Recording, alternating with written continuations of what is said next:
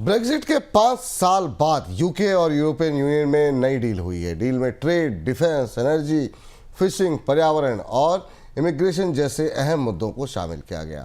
इस डील के बाद यूके में यूरोप के दूसरे देशों की नावों को 12 साल के लिए फिशिंग की अनुमति मिल गई है। यूरोप के दूसरे देशों के साथ संबंध सुधारने की दिशा में यूके का ये बड़ा कदम माना जा रहा है।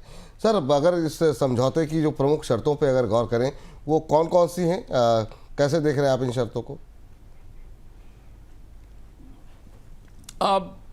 बेहद महत्वपूर्ण और बड़ा बदलाव था। इस बात की उम्मीद नहीं थी कि ब्रिटेन इतनी जल्दी ईयू के साथ एक व्यापार डील में चला जाएगा, क्योंकि ब्रेग्जिट ने बहुत खराब स्थिति में, बहुत कड़वाहट के साथ ब्रिटेन ने ईयू से अपने आप को बाहर निकाला था। एक बड़ा राजनीतिक आंदोलन खड़ा हुआ था यूके में, ईयू में रहने के कारण, और ये माना जा रहा था कि ईयू से रिश्ते में ब्रिटेन को नुकसान हो रहा है, और उसके बाद वो ब्रेग्जिट से बाहर आया था। और अब बदली हुई परिस्थितियों में डोनाल्ड ट्रंप के नए टैरिफ राष्ट्रवाद के कारण, दुनिया के बाजार व्यापार की धुरियों में बदलाव के कारण यूके और ईयू, जो कि एक दूसरे के प्रतिस्पर्धी और दूर थे, उन्हें अब एक साथ आने की जरूरत पड़ रही है। डेटा पॉइंट पे हम समझते हैं इसे कि दरअसल क्या परिस्थिति है और कौन कौन से ऐसे प्रमुख प्रावधान हैं जिनके जरिए ईयू और यूके की डील आगे बढ़ेगी। व्यापार में सबसे बड़ी रियायत जो यूके देने जा रहा है वो खाद्य और कृषि उत्पादों का व्यापार सस्ता होगा, उपभोक्ताओं को सस्ते उत्पाद मिलेंगे। ब्रेग्जिट के बाद कई सारी जटिल प्रक्रियाएं लगाई गई थी ईयू का सामान यूके के बाजार में आने के लिए, इन्हें रियायत दी जा रही है। ईयू को टैरिफ से छूट भी दी जा रही है यूके की तरफ से, जिससे कि करीब 25 मिलियन पाउंड की बचत होगी।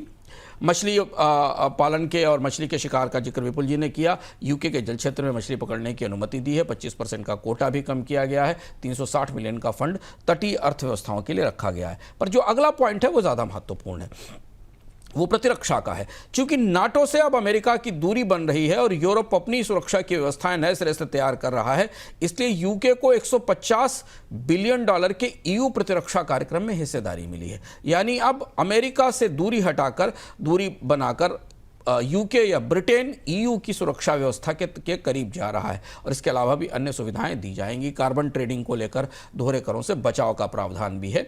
एक जो मुद्दा सबसे महत्वपूर्ण था और जिसने ब्रेग्जिट को प्रभावित किया था, जो ब्रेग्जिट की बुनियाद में था कि बाकी शेष यूरोप के लोग ब्रिटेन में आकर काम करते थे, इसी वजह से ब्रेग्जिट हुआ था। 30 वर्ष से कम उम्र वालों के लिए रोजगार के और काम करने की सुविधा भी इस डील में दी जा रही है। प्रधानमंत्री कियर स्टेमर जब ब्रेग्जिट हो रहा था तो रिमेन के पक्ष में थे, यानी यूरोपीय समुदाय में से यूके की रिश्तेदारी और भागीदारी और यूके के यूरोपीय समुदाय में बने रहने के पक्ष में थे। और अब वो सत्ता में है तो उन्होंने इस प्रक्रिया को धीमे को बदलना शुरू किया है और नज़दीकी बढ़ाने की कोशिश की है। लेकिन रोजगार के मुद्दों पर उन्हें अपने देश में विपक्षी दलों का कड़ा विरोध झेलना पड़ सकता है।